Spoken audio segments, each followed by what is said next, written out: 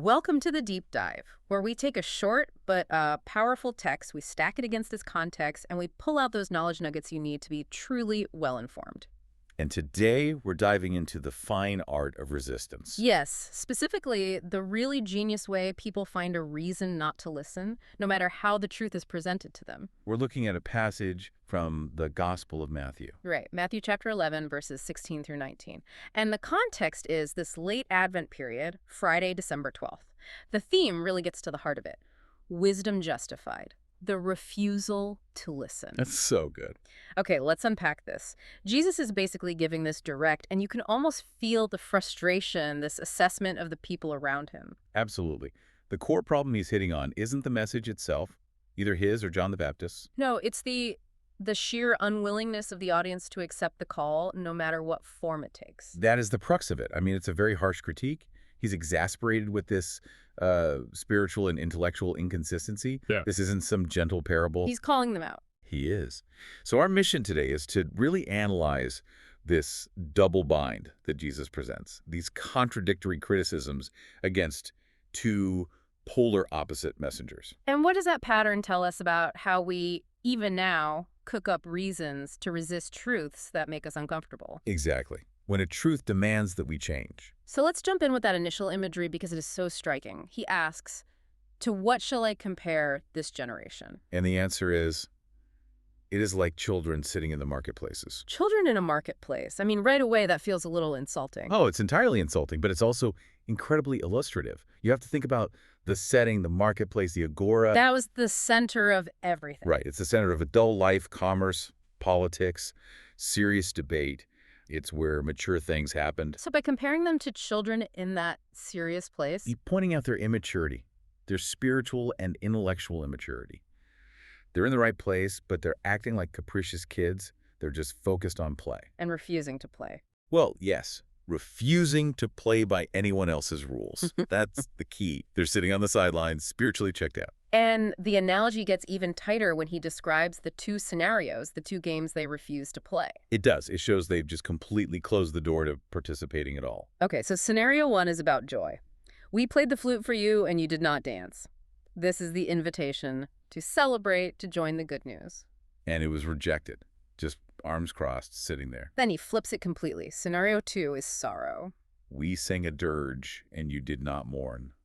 A dirge is a funeral song, a lament. So this is the call to repent, to get serious, to acknowledge sin and the need for a deep change. And again, just total silence, total refusal. So this is the critical insight then. It's not that they dislike a specific activity, it's that they reject the very role of being a participant. Exactly. It's a premeditated refusal to engage. Doesn't matter what tune you play. Call them to be happy. They say no. Call them to be serious. They still say no. It's this ultimate intellectual deadlock. They're just determined to stay in their comfortable, inactive state. But that's a good point to raise. I mean, couldn't this just be a matter of taste? Maybe they just didn't like the music. Right, are we reading malice into it when it's just preference? I think that's a fair challenge, Yeah. but Jesus immediately closes that door. He shifts from this abstract analogy of children to, To concrete, real-world examples. yes, to John the Baptist and himself. And he shows the refusal wasn't about preference. It was about finding an excuse. Okay, that makes perfect sense. He points the finger at two people they all knew and shows how they used completely opposite criteria to dismiss both of them. Let's start with John the Baptist. The ultimate ascetic. He really was. The text says he came neither eating nor drinking. Now that's shorthand for just extreme austerity. Living in the wild, camel hair clothes, locusts, and honey. I mean, for anyone demanding spiritual seriousness like the Pharisees, he should have been the perfect messenger. He should have been their guy. He was rigorous, disciplined, totally separate from worldly things. But what was their response? They said, he has a demon. Which is not a mild insult. Not at all. In that culture, that's an absolute final rejection. It means you're insane, you're outside of God's blessing, you're dangerous. So the very thing that proved his rigor was twisted into proof of his madness. Exactly. So if that's how they treat the extreme ascetic, surely they'd welcome the opposite, right? You would think. So now we get to the second figure, the Son of Man, Jesus himself. He came eating and drinking. Meaning he was sociable, he was integrated into the community, attending weddings, having dinner with people, Living a normal life. a normal, engaged life. And of course, they found a way to reject him too. The accusation was vicious. Look at him, a glutton and a drunkard, a friend of tax collectors and sinners. Yeah. And here's where it gets really interesting for me, because that's not just a personal attack on his diet. No, it's so much deeper. Calling him a glutton and a drunkard wasn't just, saying he liked a good meal. It was a serious theological accusation. How so? It was often linked to sloth, to being lax, to failing to follow Mosaic law properly. And the second part is even more damning. The friend of tax collectors and sinners? I mean, tax collectors were collaborators with Rome. They were seen as traitors, religiously impure. So, in that world, you are who you hang out with. Precisely. For the religious leaders, associating with those people wasn't just breaking a social rule. It was defying the entire accepted framework of what holiness even looked like. So the people created this perfect double bind, an impossible trap. Exactly. If the messenger is strict and austere, he's insane. If the messenger is social and engaged, He's dangerously sinful. it's the ultimate display of hypocrisy. They had already decided they didn't want the message, and then they just worked backwards to invent the perfect excuse to justify it. They weren't looking for a reason to listen. They were hunting for an excuse to dismiss. And you see this intellectual deadlock all the time, don't you? Oh, absolutely. I mean, think about any major difficult issue today that requires change. Right. If a messenger comes from, say, academia, with rigorous data and complex models, what do people say? Oh, they're in an ivory tower. They're crazy ideologues. They don't know the real world. Basically, he has a demon. And what if the messenger is a grassroots activist? Someone passionate, practical, speaking plainly. Then they're unpolished, populist, lacking rigor, or they're friends with the wrong kind of people. It's the same pattern. The core message that change is needed is completely avoided by just attacking the messenger's style. Which reveals the real failure here. The listeners weren't looking for a legitimate messenger. They were looking for an excuse to dismiss the call itself. Exactly. What's so fascinating is that Jesus essentially validates both methods, Yeah. John's austerity and his own sociability. He's saying the method was never the real issue. The real issue is the message. The message, repent, the kingdom is here. Yeah.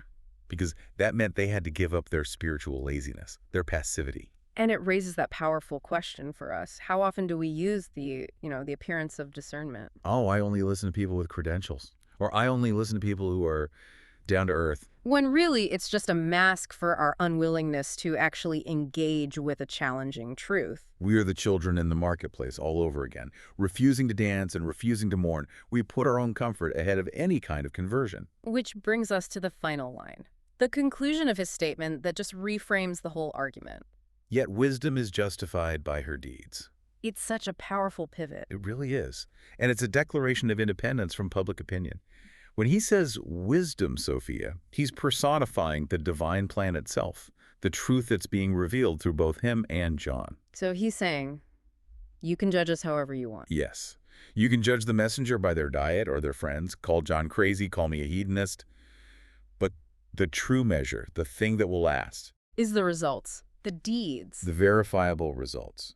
The true worth of wisdom is proven by the evidence, by the transformative outcomes it produces in the people who actually do listen. So it shifts the focus completely. It moves from the subjective, fickle opinions of the critics. To the objective, measurable evidence of reality. You can complain about the messenger's style, but if their teaching actually changes lives for the better, that is the deed that justifies the wisdom. The results make the critiques irrelevant. It's a final, quiet, but devastating warning.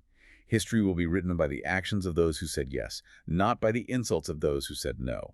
The deeds always outlast the dialogue. So what does this all mean? I think the final takeaway for you listening has to be this. Stop focusing so much on the style of the messenger. The flute or dirge, the eating or drinking. Yeah, and start looking at the evidence, the fruit, the lasting effect. If the consequences of a teaching are genuinely good and transformative, then maybe the messenger's perceived flaws are just a distraction. To kind of synthesize the whole deep dive then, first, we saw this very human tendency to create these intellectual deadlocks, these contradictory reasons to avoid change. Right. Then second, we looked at that contrast between the two messengers, the austere and the sociable, and saw that style really doesn't matter when the audience is determined to resist. And third, and I think most powerfully, we have this ultimate authority of wisdom's deeds over what is, in the end, just fleeting public opinion. Which leaves us with a final question to think about. What significant constructive deeds of truth are happening around you right now? In technology, social reform, maybe even in your own family. That you might be tempted to dismiss just because you don't like the messenger style or their tone or the company they keep. It's a call to look past the superficial. And focus on the fruit, a powerful challenge. Indeed, it demands real humility. That's it for this deep dive. We hope this analysis gives you some tools to look past the packaging and engage directly with the message. Keep exploring the evidence, and we'll see you next time.